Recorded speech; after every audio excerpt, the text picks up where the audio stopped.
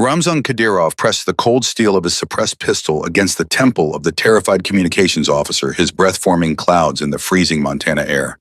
The young soldier's hands trembled as he typed the false, all-clear message, tears streaming down his face. Kadyrov's smile was cruel predatory.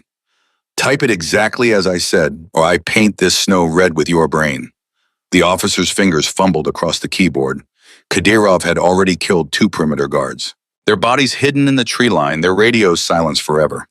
In 40 minutes, this forgotten military outpost would become a massacre, and the world would learn that even America's most isolated bases weren't safe from his reach. He wanted blood. He wanted terror. He wanted to send a message written in American corpses. Before we dive into this explosive story, hit that subscribe button right now and stay until the very end to see how one woman's deadly secret saves an entire base. Drop a comment telling me what city you're watching from. I want to see how far this story travels across the world. The checkpoint guard barely glanced at Alara Vance's military dependent, EID, before waving her through the gate of FOB Sentinel. She offered him a polite smile, the kind that belonged to a civilian wife visiting her husband, nothing more. Her worn camera bag sat in the passenger seat of her rented SUV, lenses visible through the half-open zipper. Just a photographer. Just a wife. Just another face that wouldn't matter in anyone's memory. But Alara's eyes were already working, cataloging everything with the precision of a weapon being loaded. The guard's sidearm sat too loose in its holster. The security camera on the north tower had a dead bulb. The razor wire along the eastern fence sagged in 2 places. Small details, fatal details. She parked near the administrative building and sat for a moment, hands resting on the steering wheel. Her wedding ring caught the weak December sunlight. 3 years since she had hung up her ghillie suit and buried Phantom in a place so deep even she sometimes forgot. That woman had existed. 3 years of being just Alara, just the wife, just the photographer who spent her days in blinds, waiting for wolves and elk instead of enemy combatants. The cold hit her face like a slap when she stepped out of the vehicle. Montana in December didn't forgive weakness. She pulled her jacket tighter and headed toward the command building, her boots crunching through frozen snow. Soldiers passed her without a second look. A woman, a visitor, invisible. Captain James Vance looked up from his desk when she knocked, and his face transformed. "Alara, what are you doing here?" He was around the desk in 3 strides, pulling her into his arms. "You said you couldn't make it until next month." "Finish the wolf documentation early," she said against his chest, breathing in the familiar scent of him, coffee and military-issue soap and something indefinably James. "Thought I'd surprise you. Best surprise I've had in 6 months." He kissed her forehead, then pulled back to study her face. "You look tired. 3 weeks in a tent will do that." The lie came easily. She wasn't tired from photographing wolves. She was tired from 3 nights of barely sleeping, that old instinct screaming at her that something was wrong. The instinct that had kept her alive through 2 tours and 94 kills. "Come on, I'll show you around. It's not much, but it's home for now." James grabbed his jacket, his enthusiasm boyish. He'd been commanding this outpost for 8 months, and she knew from their video calls that he was proud of it, even if FOB Sentinel was considered a career dead end by most officers. Too remote, too unimportant, a place where nothing ever happened. They walked through the compound, James pointing out the mess hall, the barracks, the armory. Alara nodded and smiled and asked the right questions, but her mind was elsewhere, measuring distances, noting sightlines, counting personnel. 28 soldiers currently on base, light weapons only, no heavy artillery. The nearest backup was Fort Harrison, 90 minutes away in good weather. In this snow, maybe 2 hours. Vulnerable. The word kept repeating in her head like a heartbeat. Vulnerable. "Everything okay?" James asked, touching her arm. She forced her attention back to him. "Sorry, just cold. My blood's gone thin after all those years in California. Let's get you some coffee." He steered her toward the mess hall, his hand warm on her back. The mess hall was half full of soldiers eating an early lunch. The conversations were relaxed, punctuated by laughter. No tension, no awareness. Sheep her old spotter Jennings would have called them. Good sheep, but sheep nonetheless unaware of the wolves circling. She accepted a cup of coffee from the serving line and sat across from James, wrapping her hands around the mug for warmth that had nothing to do with temperature. "How's Colonel Brennan treating you?" she asked. "He's..." James paused, choosing his words carefully. "Intense. Old school. Retired last year but came back as a civilian advisor. I think he's bored out of his mind here, honestly. Keeps talking about the old days back when he was active. Alara's interest sharpened. Brennan, Thaddeus Brennan. You know him? Know of him. She kept her voice neutral, but her pulse had quickened. Thaddeus Brennan, the ghost of Fallujah. 78 confirmed kills, most of them in urban combat. If Brennan was here, that changed things. That changed everything. A commotion near the door interrupted them. A sergeant entered, his face tight with frustration. Sir, that equipment malfunction you asked about. It's worse than we thought. Half the perimeter sensors are down. Tech says it might be the cold, but might be. James's command voice emerged sharp and focused. I need certainties, Sergeant Martinez, not maybes. Yes, sir, we're working on it. Alara watched James's jaw tighten. Equipment failures. Sensor malfunctions. Small things that could mean everything or nothing. She wanted to tell him to put the base on alert, to double the guard, to trust the crawling sensation at the base of her skull that whispered danger. But she couldn't get because that would require explanations she wasn't ready to give. I should let you work, she said, standing. I'll just wander around, take some photos of the mountains. James looked, torn between duty and desire. Duty won as it always did. Take a radio, channel 7, and stay close to the base, okay? Weather's supposed to turn this afternoon. She kissed his cheek. Always careful. The lie tasted like copper on her tongue. Outside, the wind had picked up, carrying with it the promise of more snow. Alara walked toward the northern perimeter, camera in hand, playing her role. She took photos of the mountains, of the fence line, of the way the light hit the snow. Normal things, tourist things, but her real attention was on the tree line 200 yards out. On the way the ravens had gone silent in the past hour. On the single set of boot prints that led into the woods and didn't come back out. Someone was watching the base. She could feel it the way she used to feel enemy eyes on her during Overwatch missions. The sensation was unmistakable, undeniable. Somewhere in those trees, someone had FOB Sentinel in their sights. You feel it too. The voice came from behind her, quiet and certain. Alara turned to find an older man watching her, his eyes the same cold gray as the skin tone. Colonel Thaddeus Brennan looked nothing like his file photos. Civilian clothes hung loose on a frame that had once been powerful but had been whittled down by age and old injuries. But his eyes were young, sharp, predatory. Feel what? Alara kept her voice like confused civilian. Don't. Brennan moved beside her, ostensibly admiring the view. I know who you are, Mrs. Vance. Or should I say, I know who you were. Phantom, 94 confirmed. Afghanistan 3 tours. Disappeared from active duty 4 years ago. Married Captain Vance 6 months after your discharge. Ice flooded her veins. I don't know what you're talking about. The way you walked into this base. The way your eyes swept every corner, every angle. The way you're standing right now, weight on your back, foot ready to move. The way you've been watching that tree line for the past 5 minutes without your camera moving once. Brennan's voice was matter-of-fact, clinical. I've been doing this too long not to recognize one of my own. Alara's hand tightened on her camera. Who else knows? Just me. Your records are buried deep. Took me 3 weeks to find them, and I only looked because something about you felt wrong at the wedding photos James showed me. Women don't stand like you stand. Don't move like you move. Not unless they've been trained to kill. Why tell me this? Because something's wrong. Brennan turned to face her fully. I've been picking up radio chatter on frequencies that shouldn't exist. Encrypted. Professional. Someone's been surveilling this base for the past 72 hours, and they're good enough that I only caught fragments. We're isolated, undersupplied, and our communications have been glitchy for a week. Someone's setting us up. The world seemed to slow down, crystallize. This was it. The moment. The choice. You're paranoid, Alara said. Bored. Seeing threats that aren't there. Am I? Brennan pulled out a small radio receiver. Listen. He pressed play. Static, then voices. Foreign language, Russian, maybe clipped and professional. She caught 3 words clearly. Sentinel, Vance, and Phantom. Her blood turned to ice.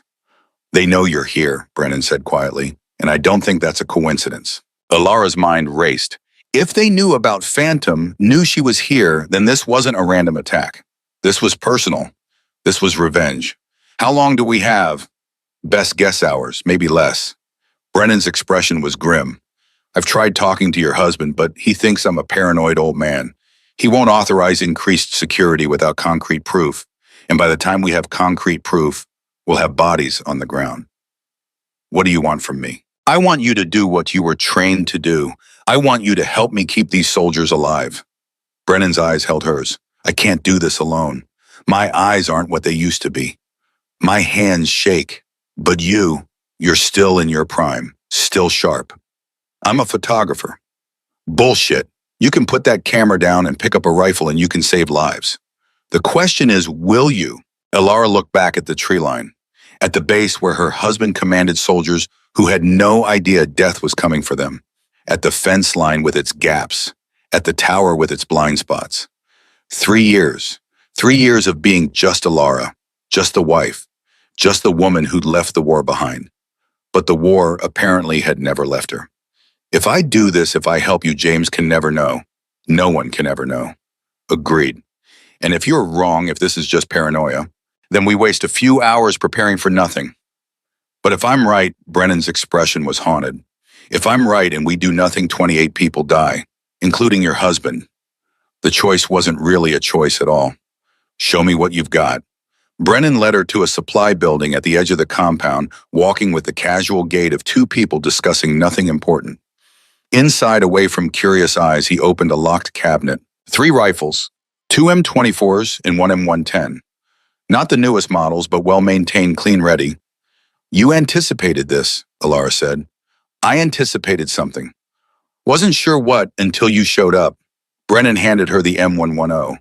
Range, she checked the scope, the action, the weight distribution. 800 yards comfortable. 1,000 if I need to push it. Wind's gonna be a bitch. Wind's always a bitch. She set the rifle down carefully. What's the plan? South Ridge overlooks the main approach. It's where I'd position my primary overwatch. North Tower gives us coverage of the secondary access road. We fortify those positions, set up fallback points, and we wait. Communications. Encrypted channel, just us. The base's main comms are compromised, I'm sure of it. Whatever's coming, they're listening to everything James and his people say. Elara's chest tightened. James, God, James had no idea. Would never forgive her if he knew what she'd been, what she could do.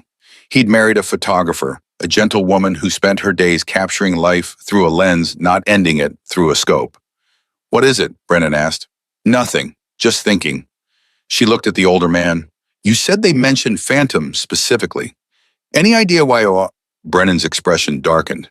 You remember Khalid Rashid? The name hit her like a punch. Khalid Rashid, high-value target, her 58th kill. A bomb maker responsible for 17 American deaths. She'd taken him at 1,100 yards, one of the longest shots of her career. I remember. Rashid had a cousin, Ramzan Kadyrov, Chechen national mercenary true believer. He's been hunting the snipers who took out his family for the past 5 years. 3 are dead already. You were supposed to be untraceable. Supposed to be. Someone talked. Someone always talks. Brennan's jaw tightened. Kadyrov's good, really good. He's got resources, connections, and a very long memory. If he's the one leading this, we're not dealing with amateurs. Elara felt something cold settle in her chest. Not fear exactly, more like recognition. She knew men like Kadyrov, had fought them, had killed them. Then we'd better be ready. They spent the next hour preparing. Elara scouted the South Ridge position, finding a spot with natural cover and clear sight lines. Brennan set up in the North Tower using his civilian advisor status to dismiss the regular lookout for maintenance inspection. They cached ammunition at strategic points, marked ranges on rough maps, established escape routes. All while the base went about its normal routine below them, oblivious. At 1200 hours, Elara returned to the command building. James was deep in paperwork, frustrated by the communications glitches that kept interrupting his reports to Fort Harrison. Hey, she said from the doorway, thought I'd bring you lunch. He looked up grateful. You're a lifesaver. I've been trying to get a clear line out for 2 hours. The brass is going to have my head if I miss another deadline. She handed him a sandwich from the mess hall, watching his face. God, she loved this man. Loved his dedication, his integrity, his terrible jokes. Loved the way he always put his soldiers first, even when it cost him. Maybe it's the weather, she offered. Maybe. But he didn't sound convinced. A knock interrupted them. Sergeant Martinez, again his expression troubled. Sir, we've got a situation. 2 guards didn't report for the 11:30 check-in. We've been trying to raise them on radio, but nothing. James was on his feet immediately. Which post? Eastern perimeter near the tree line. Alara's blood went cold. The tree line, where she'd seen those boot prints. Send a team to investigate, armed, and Martinez go to condition yellow. Quietly. I don't want to panic anyone, but something's not right. Yes, sir. As Martinez left, James grabbed his sidearm from the desk drawer. Stay in the mess hall with the civilians. If something's happening, I know the drill. Alara kept her voice steady. Be careful. He kissed her quickly, already moving into command mode. Always am. But as he strode out of the office, Alara was already moving the other direction toward the supply building, toward the rifle that was calling to her like an old friend. Brennan was waiting by the radio when she arrived, his face grim. 2 guards down, I heard it on the scanner. They're trying to keep it quiet, but your husband's about to walk into an ambush. How long? The investigation team. They'll reach the perimeter in 5 minutes. The real attack could be triggered any time now. Could be they're waiting for more targets to cluster. Alara grabbed the M110, checking the chamber with movements so automatic they bypassed thought. 3 years vanished like smoke.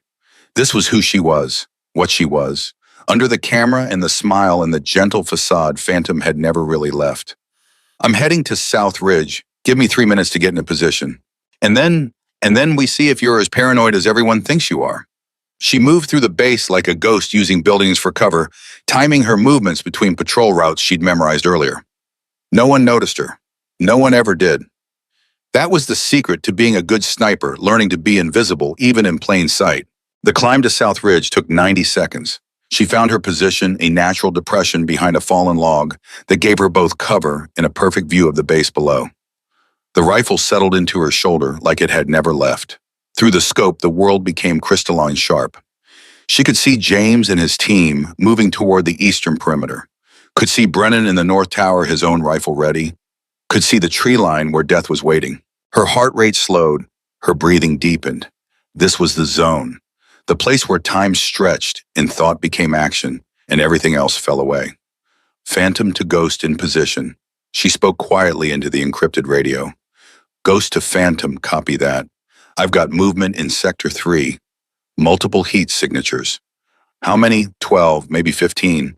They're trying to stay hidden, but they're not as good as they think they are. 15 hostiles against 28 soldiers who didn't know they were about to be attacked. Bad odds. Terrible odds. Unless 2 snipers could even the playing field before the party started. I've got eyes on the investigation team, Alara reported. They're 60 seconds from the tree line. Phantom, if we engage now, we give away our positions. If we don't engage now, they're dead. Silence on the radio, then, your call, you've got the better angle.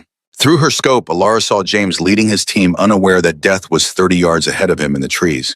She could see the hostile positions now barely visible, but there a rifle barrel, the edge of a helmet, the slight movement of fabric against natural stillness. Her finger rested on the trigger. Soft pressure, gentle, like holding something precious and fragile. This was the moment, the choice, the line between who she'd been trying to become and who she'd always been. And really, there was no choice at all. Engaging, she whispered and pulled the trigger. The rifle's recoil pushed against her shoulder, familiar as breathing. Through the scope, she watched the hostile in Sector 3 drop before his finger could close on his own trigger. Clean hit. Center mass. He was dead before his brain registered the sound. Contact! We have contact! James's voice erupted over the base radio, confusion and alarm bleeding through his command training. Alara was already cycling the bolt, acquiring her second target. Another hostile, this one breaking cover to return fire toward James's position. She led him by half a body length, accounting for his movement and the crosswind that wanted to push her round off course. The trigger broke clean. The man fell. Ghost, I count 13 remaining. They're scattering. Copy that, Phantom. Taking the shot on Sector 7. Brennan's rifle cracked from the north tower. Another hostile down. The base erupted into chaos below. Soldiers poured from buildings, weapons ready, but eyes searching for an enemy they couldn't see. James was shouting orders, trying to organize a defensive response against an attack that seemed to come from everywhere and nowhere. Alara blocked it all out. The noise, the confusion, the fear and voices she recognized. There was only the scope, the targets, the mathematics of death. Wind speed 4 miles per hour from the northeast. Temperature 28 degrees. Range to target cluster 420 yards. Adjustments made instinctively muscle memory, overriding conscious thought. Third shot, fourth, fifth. Each one a life ended, each one necessary. They're trying to flank west. Brennan's voice held an edge of strain. I can't get an angle from here. I've got them. Alara shifted her aim, tracking 3 hostiles moving through heavy brush toward the armory. The lead man carried an RPG. That couldn't happen. If they got a clear shot at the fuel depot or the barracks, casualties would be catastrophic. She took the RPG carrier first. The man spun and fell the launcher, tumbling into the snow. His companions dove for cover, but cover was an illusion when someone held the high ground with a rifle and the skill to use it. 2 more shots. 2 more bodies. Phantom, you have got movement coming up your 6. They found your position. Alara rolled left as rounds tore through the space where her head had been. Splinters of wood exploded from the log. She came up firing, no time for precision, just speed and instinct. The hostile charging up the slope took her round in the throat and went down thrashing. She scrambled behind a boulder, breathing hard, her heart hammering. Too close. She'd been so focused on the base, she'd lost situational awareness on her own position. Amateur mistake. Fatal mistake. Ghost, I'm compromised. How many coming at me? 2 more climbing the south approach. Wait, make that 3. 3 trained mercenaries with automatic weapons against 1 sniper with a bolt-action rifle at close range. The mathematics had shifted, and not in her favor. Alara slung the M110 and drew the sidearm she'd taken from the supply cache. A Beretta M915 rounds. She'd need everyone. The first hostile came over the ridge, firing wild suppression rather than accuracy. Alara put 2 rounds center mass, and he went down hard. The second was smarter, using cover, advancing in controlled bursts. She tracked his movement, waited for the moment when he had to expose himself to climb over a rocky outcrop. 1 shot, he dropped. Where's the third? She hissed into the radio. Brennan's answer was drowned out by the explosion that ripped through the eastern side of the base. The fuel depot. Someone had gotten through. Jesus Christ, Brennan's voice cracked. We've got casualties. The aid station took shrapnel. Alara's vision tunneled. Casualties. James had been near that sector. James had been coordinating the eastern defense. Ghost, I need confirmation on Captain Vance's position. I can't wait, I've got visual. He's alive. He's moving wounded to cover. The relief that flooded through her was physical, weakening her knees. But she couldn't afford weakness, not now. The third hostile was still out there hunting her, and she'd lost track of him in the chaos of the explosion. A boot scraped on rock behind her. She spun, bringing the Beretta up, but he was faster, slamming into her, with a force that drove the air from her lungs. They went down in a tangle of limbs and weapons. He was bigger, heavier trained. His hands closed around her throat, thumbs digging into her windpipe. Alara drove her knee up into his groin. He grunted but didn't release his grip. Black spots danced at the edges of her vision. She couldn't breathe, couldn't think. Her hand scrabbled across the ground, finding a rock, and she swung it with everything she had left. The impact cracked against his temple. His grip loosened. She hit him again and again, until his hands fell away and he slumped sideways, blood matting his hair. She rolled away, gasping, throat burning, vision swimming. The Beretta had fallen somewhere in the struggle. She found it in the snow, fingers numb as she retrieved it. Phantom status. Still alive. Her voice came out as a rasp. Repositioning. She couldn't stay here. The position was burned. She grabbed the M110 and low-crawled to a new spot 30 yards west, every movement sending pain through her bruised throat and battered ribs. Below the base was a war zone. Smoke poured from the fuel depot.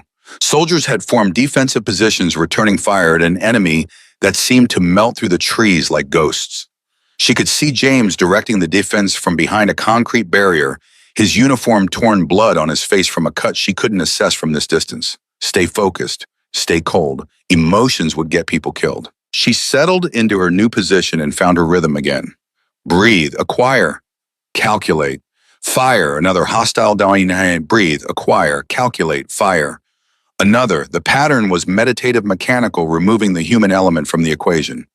Ghost, how many left? I count 6, maybe 7. But Phantom, we've got a bigger problem.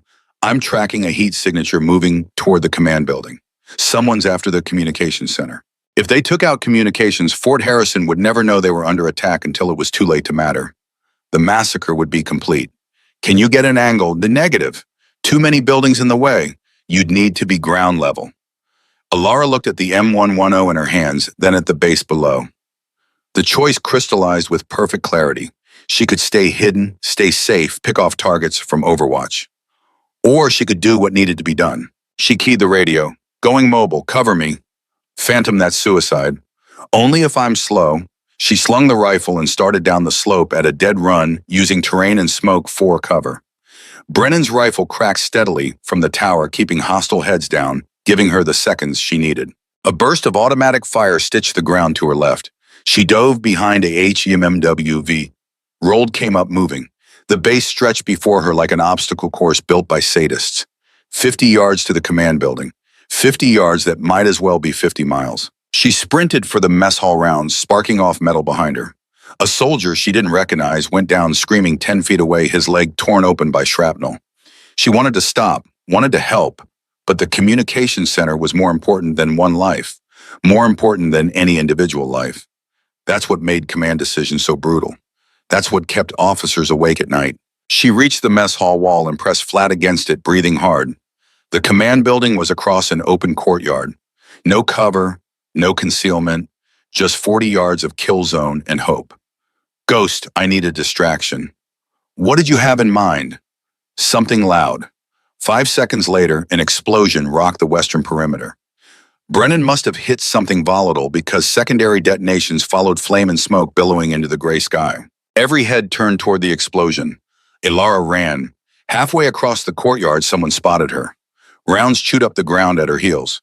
She didn't slow, didn't look back, just focused on the door ahead. 20 yards. 15. 10. She hit the door at full speed, shoulder first, and crashed through into the building. The interior was dim after the brightness outside. She blinked, trying to adjust, bringing the Beretta up. A figure moved at the end of the hallway. She fired twice. Missed. The figure disappeared around a corner. Federal agent, put down your weapon. The shout came out on instinct, old training from another life. Stupid. She wasn't an agent. Wasn't anything except a photographer who'd picked up a rifle and remembered how to kill. She moved down the hallway in a tactical crouch, weapon ready, every nerve screaming.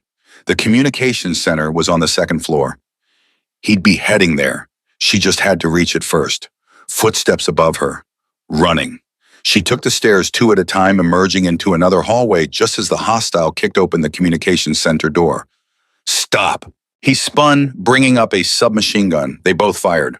Her round took him high in the chest. His went wide, punching through the wall beside her head, close enough that she felt the pressure wave. He stumbled back into the communications center and went down. Ilara advanced carefully, weapon trained, on him, but he was done. Blood bubbled from his lips as he tried to speak. Russian. She didn't understand the words, but she understood the tone. Defiant to the end. Where's Kadyrov? She demanded. The dying man smiled through bloody teeth and said something that sounded like a curse. Then his eyes went flat and empty. She was alone with a corpse in a room full of sensitive equipment, her fingerprints on a military-issue sidearm, her DNA on a body that would need explaining. But the communications center was intact. That was what mattered, was what. Her radio crackled. Phantom, we've got a situation. They're pulling back, but someone just grabbed a hostage from the medical tent. Civilian. Female. Ice flooded Alara's veins. There was only one civilian female on the base, her. Except she wasn't in the medical tent. She was here holding a smoking gun over a dead mercenary, which meant they'd grabbed someone else. Someone who'd been mistaken for her in the chaos. Who ghost who did they take? Can't confirm. Visuals obscured, but Phantom Captain Vance is pursuing. He's going after her alone. No. James couldn't know, couldn't see. If he saw her here, saw what she'd done, saw the body at her feet and the rifle on her back, and understood what it meant, she ran. Back down the stairs out into the courtyard where the smoke had thickened, obscuring everything. She could hear shouting orders being called, the wounded crying out. The base had descended into hell, and she'd helped drag it there. Ghost, where's Vance? Eastern perimeter, heading into the trees. They're using the hostage as a shield. She sprinted toward the eastern perimeter, Siegs, burning lungs screaming. The trees loomed ahead, dark and ominous. James was somewhere in there chasing shadows, walking into an ambush that would end with his body cooling in the snow. Unless she got there first. The tree line swallowed her. The world became vertical trunks and horizontal shadows, snow falling heavier, now limiting visibility. She moved through it like water, silent and fluid, every step placed with precision. Voices ahead, Russian, angry, and another voice higher pitched, frightened. Please, I don't know anything. I'm just a nurse. Not her. They'd grabbed a nurse, a young woman who'd been in the wrong place at the wrong time and now faced execution because she vaguely resembled a ghost from someone's past. Shut up. The command was followed by the sound of a blow. The nurse cried out. Alara moved closer, using the snow and the trees until she could see them. 3 hostiles, plus Kadyrov himself. She recognized him from the intelligence photos Brennan had shown her. Tall, lean, predatory. He held the nurse by the arm, a pistol pressed to her head. And 20 feet away, James crouched behind a fallen tree, his sidearm drawn, his face twisted with helpless rage. Let her go, James's voice was raw. Let her go and you can have me instead. Kadyrov laughed. Captain Vance, how noble, but we don't want you. We want your wife. Where is Alara Vance? Where is Phantom? James's confusion was visible, even from Alara's position. My wife, she's a photographer. What the hell are you talking about? She's a liar, a killer. She murdered my cousin and 17 other members of my family. And now she'll watch you all die for her sins. You're insane. Am I? Kadyrov pressed the gun harder against the nurse's head. The woman whimpered. Perhaps, but sane or insane, you die either way. Alara had a clear shot. Kadyrov was 60 yards out, his head partially obscured by the hostage wind, gusting unpredictably. 90% chance of a clean kill. 10% chance of hitting the nurse. She'd taken worse odds before. But if she fired, James would know. Would see her. Would understand that every moment of their marriage had been built on lies. The nurse sobbed. Please, I have a daughter. She's only 3. Please. Kadyrov's finger tightened on the trigger. Alara made her choice. The shot cracked through the forest, impossibly loud, in the muffled quiet of falling snow. Kadyrov's head snapped back, a red mist blooming where his left eye had been. He fell like a puppet with cut strings. The 3 remaining hostiles spun toward the sound weapons rising. Alara was already moving, cycling the bolt, acquiring the next target. 2 shots, 2 bodies. The 3rd hostile got smart and dove for cover, firing blind back at her position. James was moving too, charging forward to grab the nurse and drag her to safety behind cover. His eyes swept the forest, searching for his guardian angel, and found her standing in the snow with a rifle that should never have been in her hands. Their eyes met across 20 yards of blood-stained white. The recognition in his face was worse than any wound she'd ever taken. Worse than the shock. Worse than the betrayal that came after. He opened his mouth, but no words emerged. What words could possibly fit this moment? The last hostile broke cover, running for his life. Alara let him go. She lowered the rifle and walked toward her husband, each step feeling like a mile. The nurse was crying, clutching James's arm, alive, because Alara had chosen to shoot instead of hide. 26 soldiers were alive because she'd picked up a rifle and remembered what she was. But the look on James's face said the cost might be higher than she'd calculated. James, don't. His voice was hollow. Don't say anything. Not here. Not now. Brennan's voice crackled over her radio. Phantom remaining hostiles are in full retreat. Count 6 running northeast toward the access road. Local law enforcement's been alerted. It's over. Over. The word felt meaningless. She looked at her husband, at the man she loved more than breath itself, and saw a stranger staring back at her. A stranger who'd just learned his wife was someone else entirely. Someone who killed with the same hands that had held him on their wedding night. I can explain, she said quietly. Can you? James's laugh held no humor. Can you explain why my wife is standing in front of me with a military sniper rifle? Can you explain how you just made a headshot at 60 yards in falling snow? Can you explain why that man knew your name and called you Phantom? The nurse looked between them, confused and traumatized, and still alive thanks to skills Alara had sworn she'd never use again. Captain, we need to secure the base, Sergeant Martinez called from somewhere behind them. We've got wounded that need evac, and he stopped, seeing Alara, seeing the rifle. His hand moved toward his sidearm on instinct. Stand down, Sergeant. James's command voice was automatic, even in crisis. She's friendly. The word friendly sounded like broken glass in his mouth. Sir, is that? I said stand down. James took a breath, visibly pulling himself together. Martina has organized triage. Get our wounded stabilized. Radio Fort Harrison and tell them we need immediate evac and reinforcements. And find Colonel Brennan. I want a full debrief in 30 minutes. Yes, sir. Martinez backed away, still watching Alara like she might explode. The nurse had stopped crying, shock settling in like frost. You saved my life, she whispered to Alara. Thank you. Alara wanted to say she was welcome, wanted to accept the gratitude like a normal person who'd done a good thing. But the words stuck in her throat, choked by the weight of James's stare. Get her to medical, James told a soldier who'd appeared at his side. Then to Alara, you're coming with me. It wasn't a request. He walked toward the command building, and she followed the rifle heavy on her shoulder, heavier than any burden she'd carried before. Behind them, the base was organized chaos soldiers securing the perimeter, medics treating wounded damage being assessed. Smoke still poured from the fuel depot. Blood stained the snow in patterns that looked almost artistic from a distance. 28 soldiers had been on the base when the attack started. 26 were still alive. The mathematics of survival were written in lead and blood across a phobe sentinel, and Alara had been the one holding the pencil. But as she watched James's rigid back ahead of her, watched the way he held himself like a man walking toward his own execution, she wondered if saving his life had cost her everything else that mattered. James closed the door to his office with a control that was worse than slamming it. The quiet click of the latch settling into place felt like a coffin lid closing. He moved behind his desk, putting that barrier between them, and just stood there, staring at her like she was something he'd found under a microscope and couldn't quite identify.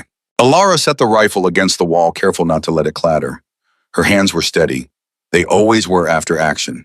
It was later in the dark, quiet hours when the shakes would come. Talk, James said. One word. Flat, empty. She opened her mouth and found her throat had closed up. Not from the mercenary's hands around her neck, though that still throbbed with each swallow. From something worse. From watching her husband's face as he tried to reconcile the woman he'd married with the woman who'd just killed 4 men without breaking a sweat. I was a Marine sniper, 3 tours in Afghanistan. My call sign was Phantom. 94 confirmed kills before I... 94. James's voice cracked on the number. You killed 94 people. Enemy combatants, high-value targets, bomb makers, commanders, snipers who were killing our soldiers. She heard herself falling into the old justifications, the ones they'd taught her to recite during the psychological evaluations. I saved lives, James. Every person I killed meant 10, 20, 50 Americans who made it home.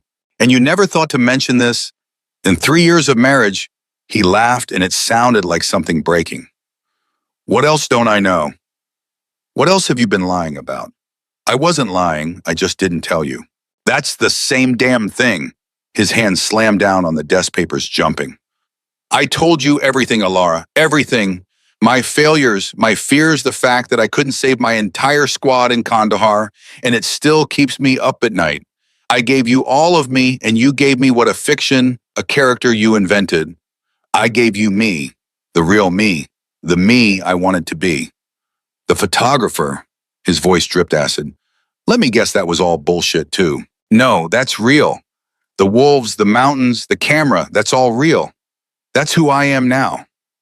Now, but you were someone else before, someone who kills people. He stopped, shook his head. How many were there today?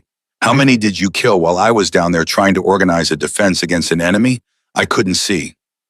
She didn't want to answer, didn't want to see his face when she did, but he deserved the truth even if it destroyed them. 12, maybe 13. I lost count during the close quarters fight on the ridge. The color drained from his face. 12. You killed 12 people today, and you lost count. They were trying to kill you, kill everyone on this base. Would you rather I'd let them? I'd rather you'd told me the truth. I'd rather I'd known who I was married to. He turned away from her hands, gripping the back of his chair like it was the only thing keeping him upright.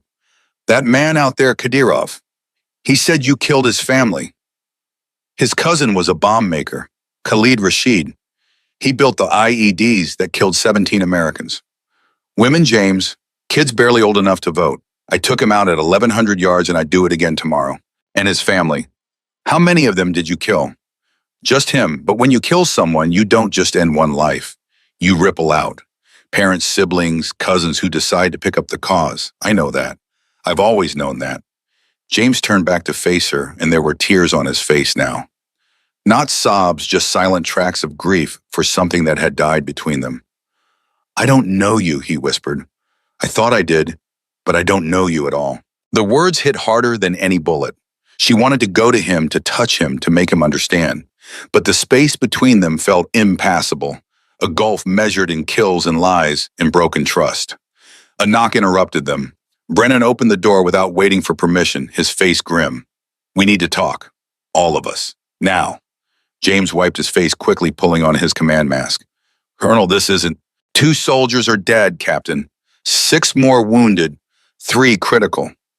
We've got a destroyed fuel depot, compromised communications, and a body count that's going to bring every federal agency from here to Washington down on our heads. So yes, this is exactly the time. Brennan moved into the office and closed the door behind him. His eyes found Alara's and something passed between them.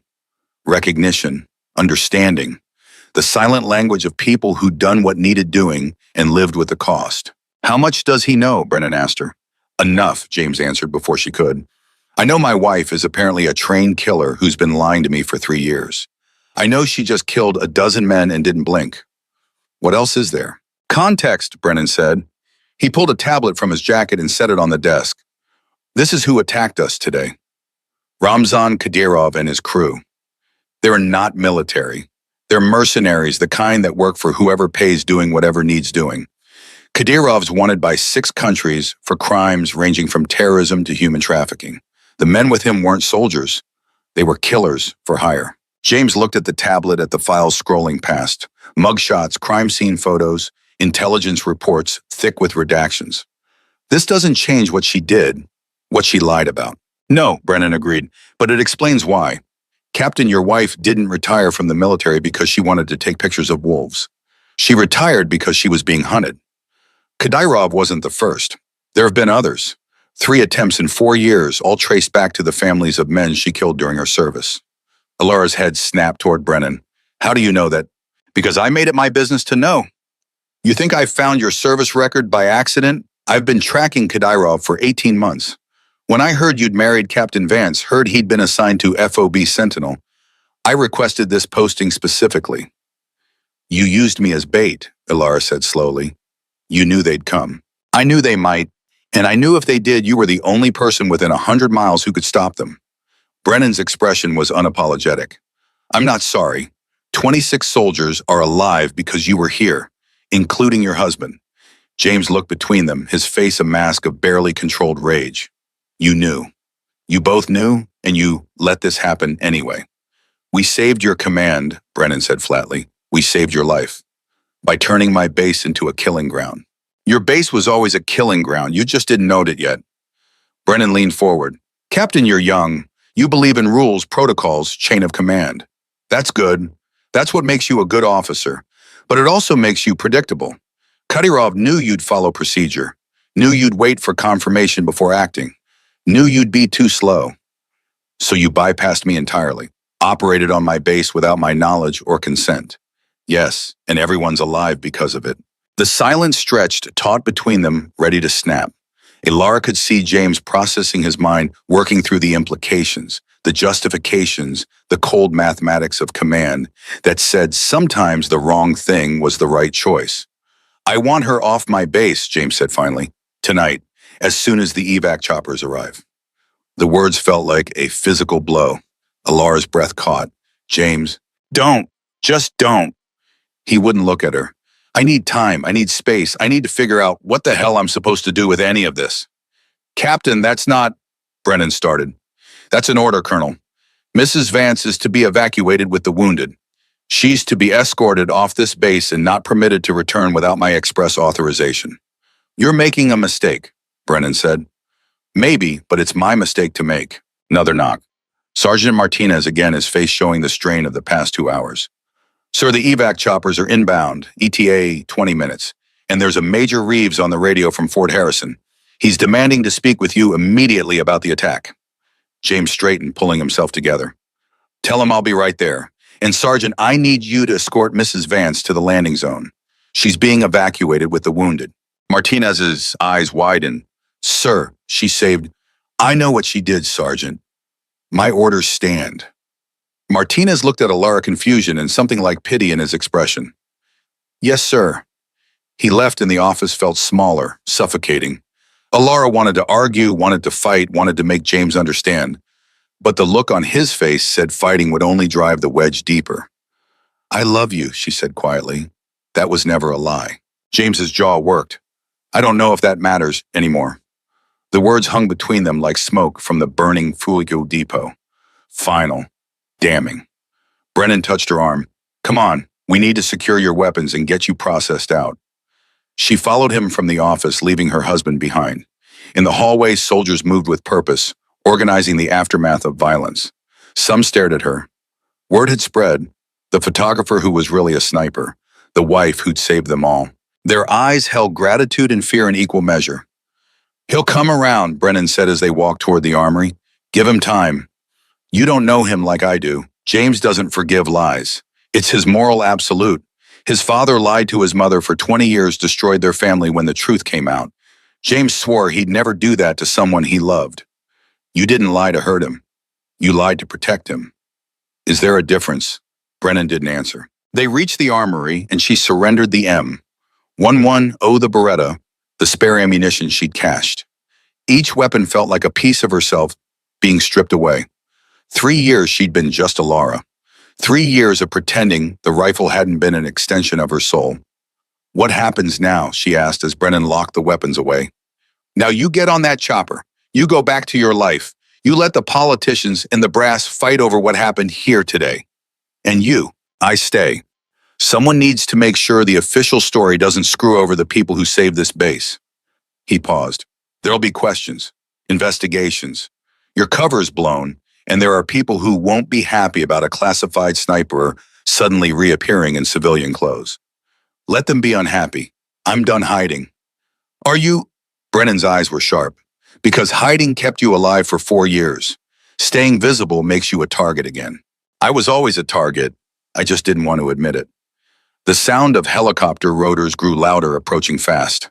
Through the armory window, she could see soldiers carrying stretchers toward the landing zone. The wounded. The cost of today, written in blood and pain. The nurse I saved, Alara said. What's her name? Corporal Sarah Mitchell, 26 years old. Daughter named Emma. Husband deployed in Germany. She gets to go home to them because of what I did. Yes. Then it was worth it. All of it. Even losing James. But even as she said the words, she knew they were a lie.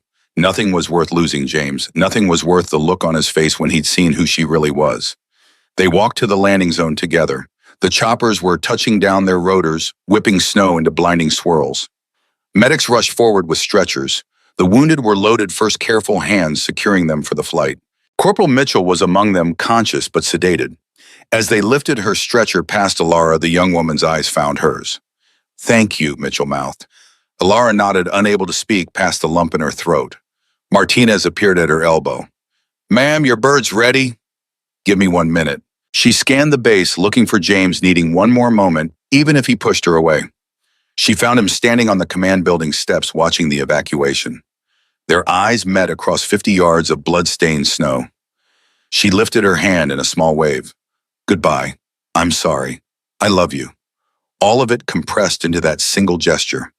James didn't move, didn't respond, just stood there like a statue watching his wife board a helicopter that would carry her out of his life. The chopper lifted off, and FOB Sentinel fell away below them. Alara pressed her face to the window, watching until the base was just a smudge against white, until James was invisible, until everything she'd fought to protect disappeared into the storm. The pilot's voice crackled over the intercom. Mrs. Vance, we're being diverted to Malmstrom Air Force Base instead of Fort Harrison. You've got some people who want to talk to you. What people? Above my clearance, ma'am, but they sounded military intelligence. Of course. She'd exposed herself, used skills that were supposed to be buried in classified files. Someone would want answers. Someone always wanted answers. Beside her, one of the wounded soldiers, a kid who couldn't be more than 20, was watching her with wide eyes. Is it true what they're saying, that you killed 12 of them? 13, she corrected automatically. I remembered the last one while we were waiting. Thank you. My sister, she's getting married next month. I get to walk her down the aisle because of you. Alara wanted to tell him she was just doing what needed doing, wanted to deflect the gratitude that felt too heavy to carry, but the words wouldn't come.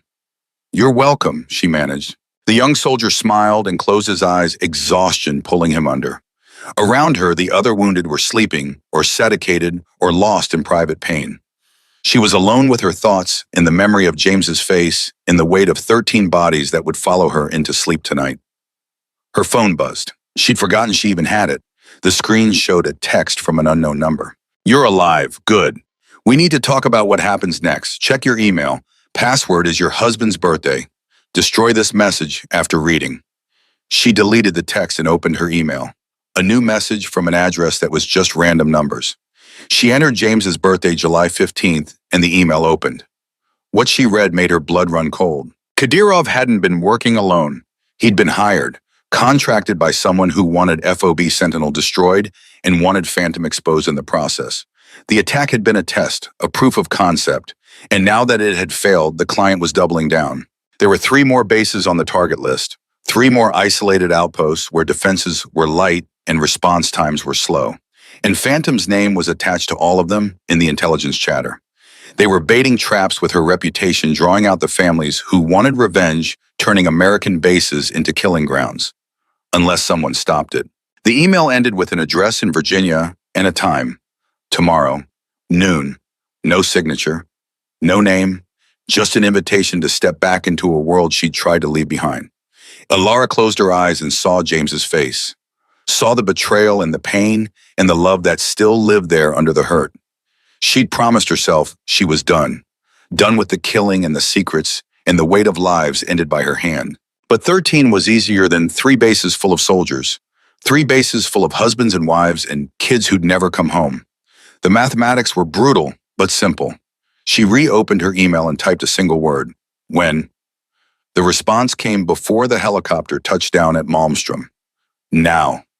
The chopper landed and men in suits were waiting. Not military. Something else. Something that existed in the spaces between agencies where accountability went to die. Mrs. Vance, if you'll come with us. It wasn't a request. She climbed out of the helicopter and followed them across the tarmac.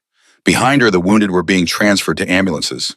Ahead of her, the suits walked with the confidence of people who knew they were untouchable.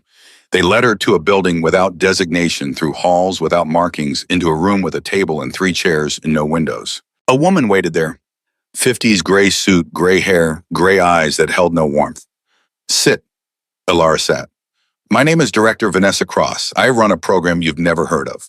We handle problems that officially don't exist. And right now, Mrs. Vance, you are my biggest problem. I saved 26 American soldiers today. You exposed yourself to enemy intelligence, compromised your cover, and validated every piece of intel floating around about the Ghost program. Do you have any idea how many assets are now at risk because you decided to play hero?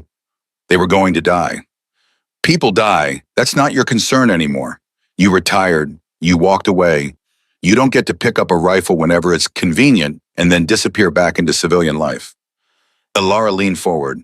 Then what do you want from me? Cross smiled, and it was the coldest thing Alara had ever seen. I want you to finish what you started. Those 3 bases on the target list, you're going to make sure the attacks never happen. You're going to find whoever hired Kadyrov, and you're going to eliminate the threat. I'm not an assassin. Today you killed 13 men. What would you call that? Defense. Call it whatever helps you sleep at night. But you're going back to work, Mrs. Vance. Because if you don't, those bases get hit.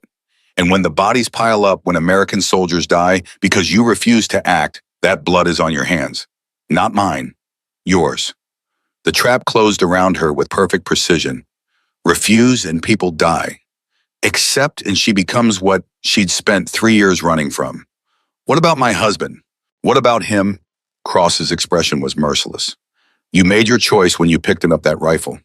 You chose the mission over the marriage. That's what we do. That's who we are. I'm not one of you anymore. You never stopped being one of us. You just pretended for a while. Cross stood. You have 12 hours to decide. After that, we move forward with or without you. But if you're out forever. No protection, no support. You'll be on your own against everyone who wants you dead. She left Alara alone in the windowless room with a choice that wasn't really a choice at all. Alara sat in that empty room for 20 minutes before her phone buzzed again. Not the burner number from before. This time it was James. Her heart lurched, seeing his name on the screen, hope flaring before she could stop it. The message was 2 words: signing papers. Her hand trembled. Signing papers. Divorce papers. He was already moving forward, cutting her out of his life with the same efficiency he brought to everything. No conversation, no chance to explain. Just done. She typed back, "Please don't do this." The 3 dots appeared, disappeared, appeared again. "Finally, you did this, not me. I saved your life. You lied about who you are for 3 years. Every morning I woke up next to a stranger. I'm still me, still the woman who loves you. I don't know who that woman is anymore." The dots stopped. No more responses, just silence that felt like falling into a grave. The door opened and Cross returned with a manila folder thick enough to be a weapon. She dropped it on the table in front of Alara. "That's what you're up against. 23 known associates of Kadyrov, all with military training, all with reasons to want you dead. The man funding them is Viktor Sokolov, Russian oligarch with ties to the SVR and enough money to buy a small country. He's bankrolling revenge operations against anyone who damaged Russian interests in Afghanistan." Alara opened the folder. Photos stared back at her. Hard faces, killer's eyes, men who'd made murder a profession. Why target American bases? Why not just come after me directly? Because Sokolov wants spectacle. He wants it to prove that American military installations are vulnerable, that your government can't protect its own soldiers. And he wants you to watch it happen, knowing you could have stopped it. Cross pulled out 3 satellite photos. These are the targets: Fort Greely in Alaska, Camp Navajo in Arizona, and FOB Mitchell in Wyoming. All isolated, all lightly defended, all sitting ducks. When intelligence says within 72 hours, coordinated attacks, they'll hit all 3 simultaneously to divide response capability. Alara studied the photos, her tactical mind already working the problems. 3 bases, hundreds of miles apart. Impossible to defend all 3 personally. She'd need teams, resources, authority she didn't have. "You can't expect me to stop 3 attacks alone." "I don't. You'll have support. Brennan's already agreed to join. We've got 2 other contractors who are being briefed now. Your job is tactical command in primary overwatch." Brennan knew about this before I did. Brennan knows which side his bread is buttered on. He also knows you're the best shooter he's ever worked with. Cross leaned forward. "Here's what you are not understanding to Mrs. Vance. This isn't a request. This is conscription. You work for us again or we leak everything. Every classified mission, every kill. Your real identity gets plastered across every news outlet and conspiracy website on the internet. How long do you think you'd survive? That's blackmail. That's leverage. Welcome back to the real world." Alara's jaw tightened. The trap was perfect, designed by people who understood exactly how to manipulate someone with her skill set and her conscience. Refuse and people die. Accept and she becomes a killer again. Either way, she loses James. Maybe she'd already lost him. "What's the operational timeline?" Cross smiled like a shark. "Transport leaves in 4 hours. You'll link up with your team at a safe house outside Colorado Springs. From there, you deploy to the 3 target locations and wait. When they come, you eliminate them. Clean, quiet, no witnesses. No witnesses means no proof the attacks were real. Means the soldiers on those bases never know how close they came to dying." Exactly. That's the job. We keep them safe without them ever knowing they were in danger. That's what ghosts do. Alara looked at her phone again. No new messages from James. The silence was his own kind of answer. "I need to talk to my husband first." No, that wasn't a request. And this isn't a negotiation. Cross's voice went hard. "You go operational, you cut all civilian contact. No calls, no text, no goodbye letters. You disappear until the job is done. Those are the rules. Your rules, not mine. My rules are the only ones that matter here." Cross stood. 4 hours, Mrs. Vance. Be ready." She left again, and this time a guard took position outside the door. Not quite a prisoner, but not free either. Alara stared at her phone at James's name at the last message that had ended their marriage in 27 words. She started typing, deleted it, started again. "I know you're done with me. I know I destroyed your trust. But there are 3 more bases about to be attacked. More soldiers about to die. I can stop it, but only if I disappear for a while. If something happens to me, know that everything I did was to protect you. Even the lies. Especially the lies. I love you. I always will. She hit send before she could reconsider. The 3 dots appeared immediately. Her heart hammered. Then nothing. The dots disappeared. No response came. Maybe he was too angry to answer. Maybe he was deleting her message unread. Maybe he was showing it to his lawyer as evidence of mental instability. She'd never know. 3 hours and 47 minutes later, a different suit appeared at her door. Younger, military bearing, badly disguised by civilian clothes.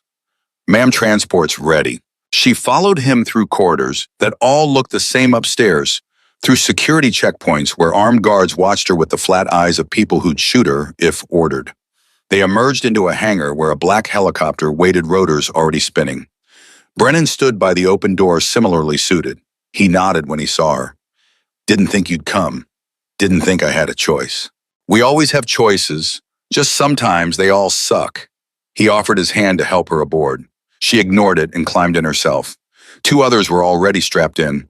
A woman in her 30s with the lean build of a marathoner and eyes that never stopped moving. Beside her, a man who looked like he bench-pressed small cars for fun. Marcus Chen, the woman said over the rotor noise. Former Delta, 61 confirmed. Jake Sullivan, the big man added. Marine Scout Sniper, 48 confirmed. They were both looking at her with something between respect and challenge, waiting to see if the legend lived up to the hype. Alara Vance, 94 confirmed, plus 13 from this morning. 107, Chen said. Jesus, you're the real deal. I'm just someone trying to keep people alive. Same thing, Sullivan rumbled. The helicopter lifted off, and Montana fell away beneath them. Somewhere down there, James was signing papers that would end their marriage. Somewhere down there, soldiers were going about their lives, unaware that death was being planned for them. Somewhere down there was the life she'd built and lost in the span of a single day. Here's the tactical situation, Brennan said, unfolding a map. Fort Greely has 27 personnel on site. Camp Navajo has 32. FO Mitchell has 19. All 3 are experiencing the same communication glitches Sentinel had before the attack. That's our tell. That's how we know they're being targeted. Have the base commanders been notified? Ilara asked. Negative. Official channels are compromised. We're operating dark on this one. No military liaison, no federal coordination. Just us and whatever intel crosses people can feed us. So if we're wrong, we're murdering people based on bad intelligence. We're not wrong, Chen said. I've reviewed the intercepts. The chatter is identical to what preceded 6 other attacks on coalition forces. These hits are coming. The helicopter flew through clouds that turned the world gray and featureless. Alara closed her eyes and saw James's face. Saw the nurse she'd saved. Saw Kadirov's head snapping back as her bullet ended him. Saw the bodies she'd left cooling in the Montana snow. 107 confirmed kills. Each one a life ended. Each one someone's son or brother or father or husband. She'd stopped counting the personal details years ago. Had to, or the weight would crush her. You okay? Sullivan asked quietly. No, but I'll do the job anyway. That's all any of us can do. They landed at a private airstrip outside Colorado Springs. 2 SUVs waited, engines running. Cross was there too, tablet in hand. Latest intel puts the attacks at 0300 hours tomorrow. Sokolov's people are already in country. We've got facial recognition hits at 3 different airports within the past 48 hours. Show me, Alara demanded. Cross pulled up photos. Hard faces. Professional. 2 she recognized from the Sentinel attack. They'd survived the assault and disappeared into the chaos. These 2 were at Sentinel. They know me. They'll be looking for me specifically. Good. Let them look. While they're focused on you, Chen and Sullivan will be flanking. Brennan stays mobile, filling gaps as needed. You're the bait and the primary shooter. Think you can handle that? Alara met Cross's eyes and saw no warmth there. No concern, just cold calculation. To this woman, they were all just pieces on a board. Useful until they weren't. I can handle it, Badgett. Then get moving. You've got 18 hours to get in position and prep your hides. After that, it's hunting season. They split up. Chen took Alaska. Sullivan took Arizona. Alara and Brennan headed for Wyoming, driving through the night in silence heavy with unspoken thoughts. Finally, Brennan said, "Your husband will come around. Give him time." "You don't know that." "I know he loves you. Saw it in his face when he looked at you even after everything. That doesn't just disappear. Love isn't enough, not when trust is gone. Then you build it back. But first you finish this. You keep those soldiers alive, and then you fight for your marriage." Alara wanted to believe him, wanted to think there was a path back to James. But the look on his face when he'd seen her with that rifle kept replaying in her mind. That wasn't the look of someone who could forgive. That was the look of someone whose world had shattered. They reached FOB Mitchell at 0200 hours. The base was dark, quiet, unaware.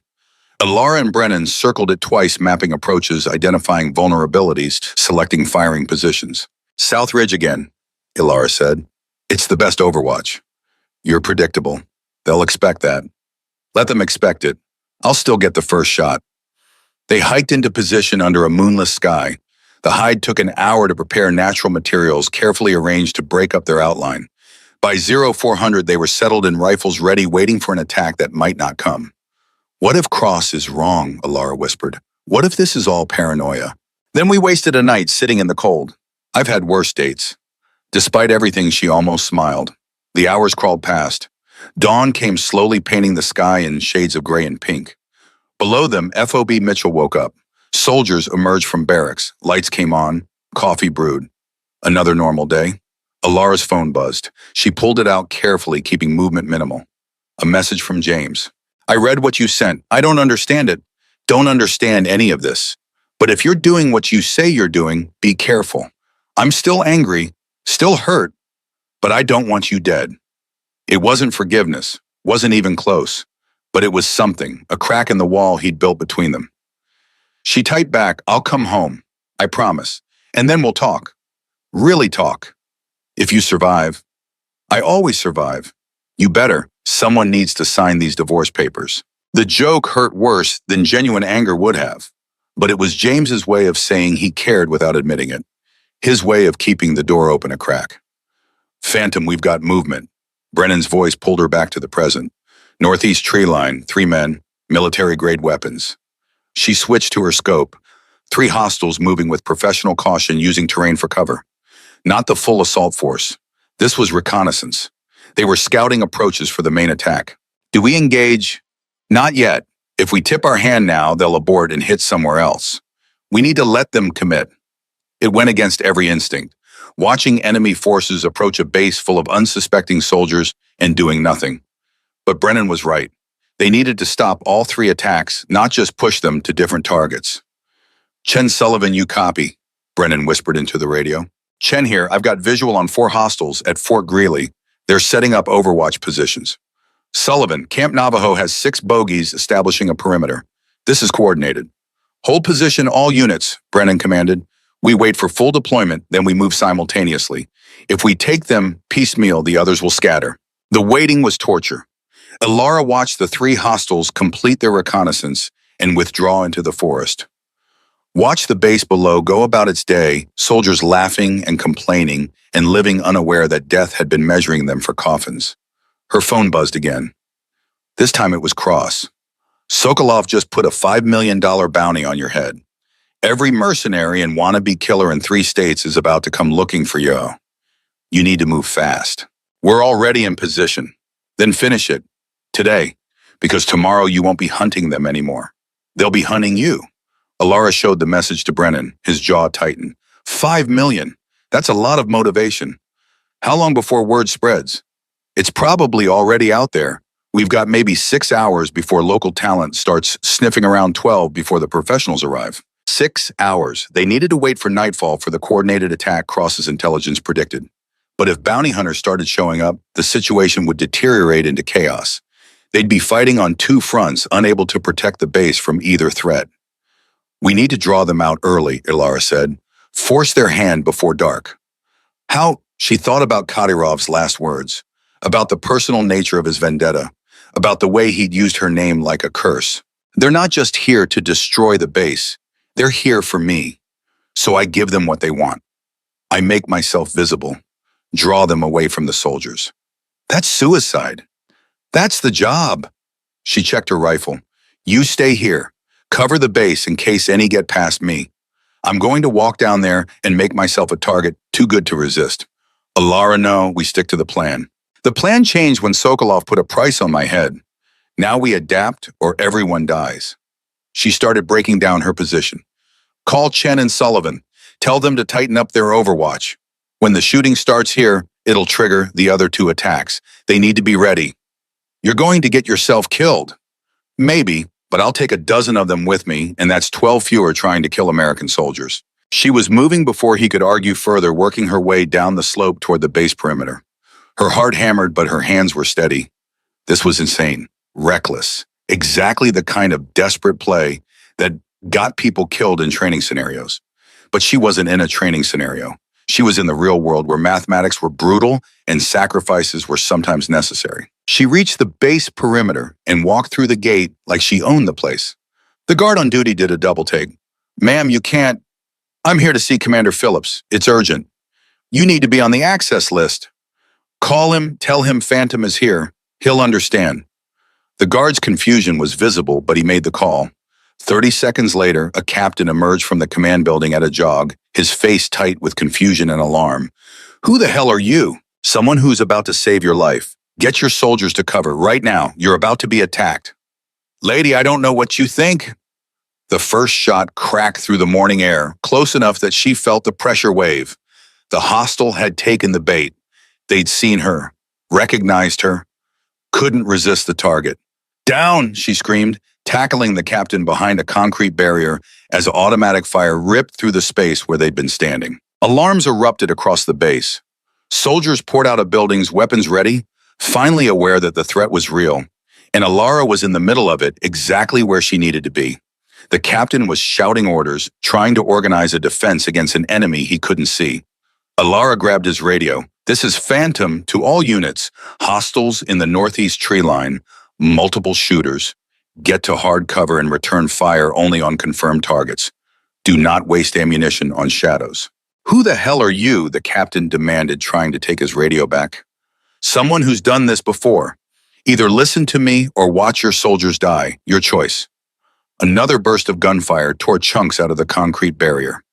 Brennan's rifle answered from the ridge, and somewhere in the tree line, a man screamed. Ghost to Phantom, I count 8 hostiles. No, make that 10. They brought the whole crew for you. Good. Keeps them focused on me and off the base. She turned to the captain. What's your name? Phillips. Captain Derek Phillips. Captain Phillips, I need you to evacuate non-essential personnel to the armory. It's the most defensible position. Fighting personnel establish a perimeter, but stay behind cover.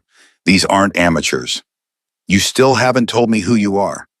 I'm the reason they're here, and I'm going to end this. She pulled the Beretta she'd acquired from Cross's people and checked the magazine.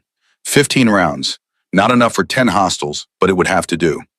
You're insane, Phillips said. You're going to get yourself killed. Probably, but while they're shooting at me, they're not shooting at your people. She moved before he could stop her, sprinting from cover toward the motor pool. Rounds chased her, sparking off metal and concrete.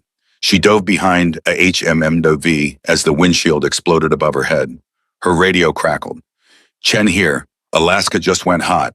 I've got 4 hostiles engaging Fort Greely. I'm taking them now. Sullivan, Arizona's under attack. 6 hostiles like clockwork. Engaging. So it was happening. All 3 attacks simultaneously, just like Cross had predicted. 3 isolated bases, 13 hostiles total across all 3 locations. And somewhere behind it all, Sokolov was watching, waiting to see if his investment paid off in American blood. Alara popped up and fired 3 quick shots at muzzle flashes in the tree line. She didn't know if she hit anything, but the return fire intensified. They were converging on her position. Good. Every second they focused on her was a second the soldiers had to organize a defense. Phantom, you have got 2 flanking west. They're trying to circle behind you. She couldn't stay here. The HMMWV was good cover from the front, but left her exposed to a flanking maneuver. She needed to move, needed to keep them guessing. She sprinted toward the communications building using vehicles for cover. Behind her, the HMMWV's fuel tank exploded, the shockwave lifting her off her feet. She hit the ground hard, ears ringing, vision swimming. Get up, or die here. She forced herself to her knees, then her feet. Blood ran down her face from a cut somewhere on her scalp. The Beretta was still in her hand. That was all that mattered. A hostile emerged from behind a building, his weapon tracking toward her. She fired twice. Center mass. He went down. 108 confirmed. The number felt meaningless now. Just mathematics. Just survival reduced to its simplest equation. Ghost, I'm pinned down. Need support at the motor pool. On my way. Brennan was moving, leaving his Overwatch position to come help her. Breaking protocol. Breaking every tactical rule because she was in trouble. Negative, stay on Overwatch. I'm fine. You're not fine. You're bleeding and surrounded. I said stay put. That's an order. You don't give me orders anymore, Phantom. Not since you retired. She would have argued, but 3 more hostiles were advancing on her position. She emptied the Beretta's magazine at them, forcing them into cover, then reloaded with trembling hands. Her phone buzzed. Impossible. Wrong moment. But she checked it anyway because maybe it was James and maybe these were the last seconds she'd have to read his words. It was James. Whatever you're doing, I can hear it on the news. FOB Mitchell under attack. Please tell me you're not there. Please tell me you're somewhere safe. She wanted to laugh, wanted to cry, wanted to tell him that she was sorry and she loved him and she'd made so many mistakes, but saving his life had never been one of them. Instead, she typed, I'm here, I'm okay, tell you everything soon. Alara, get out of there, just run, please. Can't, people need me. I need you. The 3 words hit harder than the explosion had. James needed her. After everything, after the lies and the betrayal and the rifle that had destroyed their marriage, he needed her. Then I'll come home, promise. She put the phone away and focused on not breaking that promise. The hostile came around the corner, fast weapon up, professional. Alara was faster. 2 shots. He dropped. 109. Phantom Chen here. Alaska's clear. 4 hostiles down. No casualties on our side. I'm mobile if you need support. Sullivan, Arizona's clear. 6 down. 3 wounded friendlies, but nothing critical. Where do you need me? Stay on your bases. Make sure there's no second wave. Brennan and I have this. But even as she said it, she knew she was lying. 10 hostiles at FOB Mitchell. She'd killed 2. 8 remained. The mathematics weren't in her favor. Brennan's rifle cracked again. Make that 7. You are welcome. Show off. Just keeping score. You're at 109. I'm at 79. We should make this interesting. This isn't a competition. Everything's a competition if you're keeping score. Despite the bullets in the blood and the very real possibility of dying in the next 5 minutes, she smiled. This was who they were, who they'd always been. People who made jokes in the middle of hell because the alternative was screaming. Her radio crackled with a new voice. Cross. Phantom Sokolov just made contact. He wants to talk to you. Directly. Tell him I'm busy. He says he'll call off the attack if you surrender yourself. Walk into the tree line. Alone, unarmed. He gets you everyone else's lives. Alara's blood went cold. He's lying. Probably, but what if he's not? The choice crystallized with brutal clarity. Trade her life for 19 soldiers she'd never met.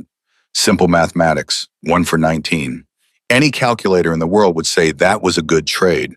But James's words echoed in her mind. I need you. Tell Sokolov if he wants me, he can come get me himself. I'm done negotiating with terrorists. That's not smart. Smart would have been staying retired, but here we are. She moved again, using the communications building for cover. A burst of automatic fire chewed up the wall where she'd been standing. They were getting closer, tightening the noose. Brennan, I need you to get these soldiers out. If this goes wrong, if I go down, you make sure they survive. That's the mission. The mission is we all survive. Stop planning your funeral. Someone has to be realistic. Then be realistic about this. You're the best shooter I've ever worked with. You've got skills most people only dream about. And you're not dying in Wyoming. Not today. She wanted to believe him, wanted to think there was a way through this that didn't end with her body cooling in the snow.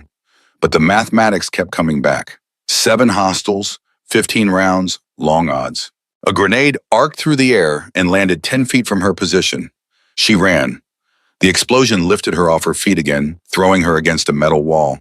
Pain erupted through her shoulder. Something broken. Ribs, maybe. She couldn't breathe right. Get up, move or die. She forced herself up, weapon ready, but her right arm wouldn't cooperate. The shoulder was dislocated, or worse. She transferred the Beretta to her left hand. Not as accurate, not as fast, but better than nothing. Two hostiles emerged from the smoke weapons raised. She fired. Missed. Fired again. Wishishikdam. One went down, the other's weapon tracked toward her. Brennan's shot took him in the side. He spun and fell. That's 80. I'm catching up. You can have them, Alara gasped. I'm done competing. Like hell you are. Get to the command building. Phillips has medical supplies there. She stumbled toward the command building, her vision tunneling. Shock was setting in. Blood loss. Trauma. Her body was shutting down piece by piece. Phillips met her at the door, his face pale. Jesus Christ, you're hit. I'm fine. You're not fine. You're bleeding from at least 3 places and you can't stand straight. Just need a minute. She leaned against the wall, trying to catch her breath. How many hostiles left? Brennan got 2 more. That leaves 3. They're pulling back to the tree line. 3 hostiles remaining. Her vision was going gray at the edges. She'd lost too much blood. Couldn't keep fighting. Couldn't keep her promise to James. Her phone buzzed again. James, news is saying casualties. Please respond. Need to know you're alive. She tried to type back, but her hand was shaking too badly. The phone slipped from her fingers and clattered on the floor. Phillips picked it up, read the message. Your husband, she nodded, unable to speak. I'll tell him you're alive. You just focus on staying that way. He typed something and hit send.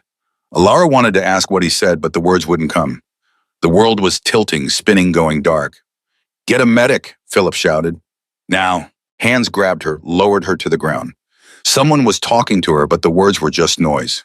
She tried to focus on staying conscious, on keeping her eyes open, on not letting the darkness take her. James needed her. She'd promised. Phantom, stay with us. Brennan's voice closed now. When had he gotten here? Medical's en route.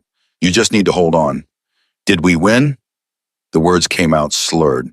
Yeah, we won. All 3 bases are secure, 0 casualties except you. Good. That's good. Don't you dare die on me. You hear me? Don't you dare. She wanted to tell him she wasn't planning on it. Wanted to tell him she had too much to live for. Wanted to tell him James was waiting and she'd made a promise. But the darkness was pulling her under, gentle and insistent. She stopped fighting it. When Alara opened her eyes again, fluorescent lights burned overhead. Hospital, the smell of antiseptic and old coffee, pain medication making everything soft around the edges. James sat beside her bed, his hand wrapped around hers. His eyes were red. He looked like he hadn't slept in days. Hey, she whispered. Hey. His voice cracked. You scared the hell out of me. Sorry. You should be.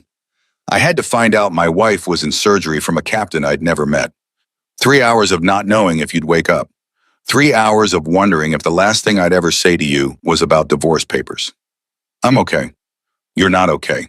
You've got a dislocated shoulder, 2 broken ribs, a concussion, and 17 stitches in your scalp. The doctors say you're lucky to be alive. Luck had nothing to do with it. I'm just stubborn. That you are. He squeezed her hand gently. Why didn't you tell me about Afghanistan, about Phantom, about all of it? Because I wanted to be someone else. Someone clean. Someone who didn't have 94 kills following her around like ghosts. 112 now, he said quietly. According to the reports, you and your team stopped 3 coordinated attacks, saved 43 American soldiers. The brass is calling it the most successful counter-terror operation in a decade. The brass doesn't know the half of it. No, but I'm starting to. James leaned forward. I read your service record, the classified parts. Cross sent it to me while you were in surgery. Said I deserved to know who I married. Alara's chest tightened. And you're a hero, a genuine certified saved countless lives hero. Every kill in your record was righteous. Every mission was necessary. You did things I can't even imagine, and you did them to protect people like me. I lied to you. Yeah, you did, and I'm still angry about that, still hurt. He paused. But I also understand why. You were trying to leave that life behind, trying to be someone new. I can't fault you for wanting that. So where does that leave us? James was quiet for a long moment. When he spoke, his voice was careful, measured. It leaves us at a crossroads. We can end this now, sign the papers, walk away clean, or we can try to rebuild from here, But if we rebuild, it has to be on honesty, complete honesty. No more secrets, no more lies, not even little ones. I can do that. I want to do that. Even if it means telling me things I don't want to hear, things that might hurt.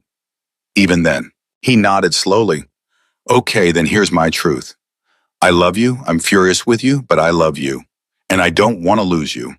But I also don't know if I can live with someone whose job is killing people. I'm done with that job. I'm retired, really retired this time. Are you?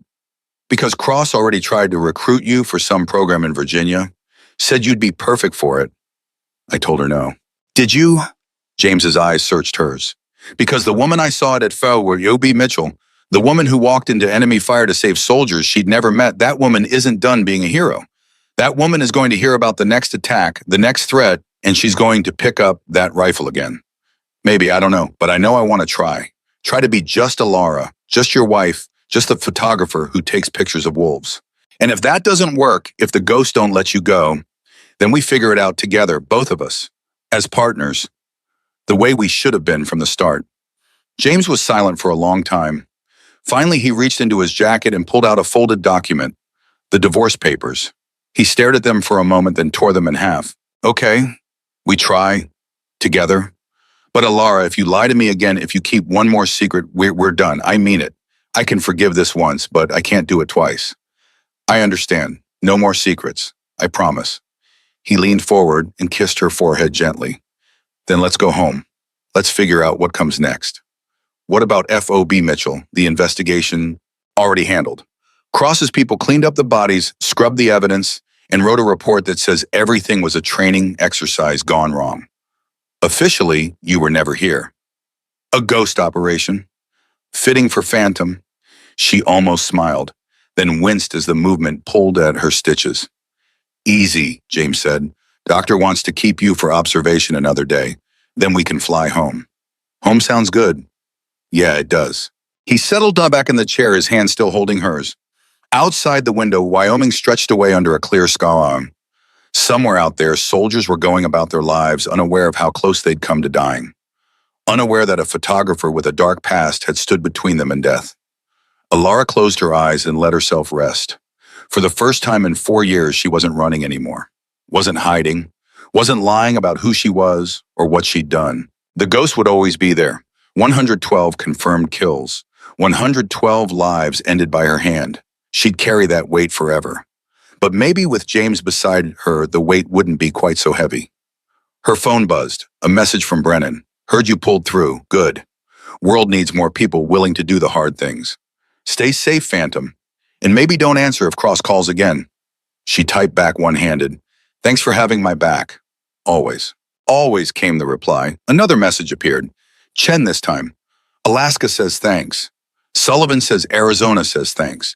Which we all say thanks. You ever need anything at all, you call. We owe you. You don't owe me anything. We were just doing the job. The job most people can't do. That makes you special. Don't forget it. She put the phone down and looked at James. He was watching her with an expression she couldn't quite read. What? She asked. Just thinking about who you are, who you really are. Not the photographer or the sniper or the wife. Just Alara. And who is that? Someone extraordinary. Someone who saved my life and dozens of others. Someone who carries more weight than anyone should have to carry. He squeezed her hand. Someone I'm proud to call my wife, even when she scares the hell out of me. Tears pricked her eyes. She'd been so afraid he'd never forgive her, never understand, never see past the rifle and the kills and the lies. But here he was, choosing her anyway. I love you, she whispered. I love you too, all of you, even the scary parts, especially the scary parts. Let's not push it. She laughed, then winced again as pain shot through her ribs. Easy, no laughing for at least a week. Doctor's orders. What about crying? Crying's probably okay, just keep it gentle. So she cried, quiet tears that tracked down her face and soaked into the hospital pillow. Relief and pain and gratitude all mixed together. She'd lost so much, had killed so much, had lied and hidden and run for so long. But she'd kept her promise. She'd come home. She'd survived. And for the first time in 4 years, she thought maybe, just maybe that was enough. 6 months later, Alara stood on a ridge in Montana, camera in hand, photographing a wolf pack as they moved through fresh snow. The alpha female paused and looked back, yellow eyes meeting hers across 50 yards of wilderness. Alara clicked the shutter. Perfect shot. Exactly what National Geographic had commissioned. Her photography career was taking off. Real assignments, real money, real life. James stood beside her, binoculars raised, watching the wolves with the same intensity he brought to everything. Beautiful, he murmured. Yeah, they are.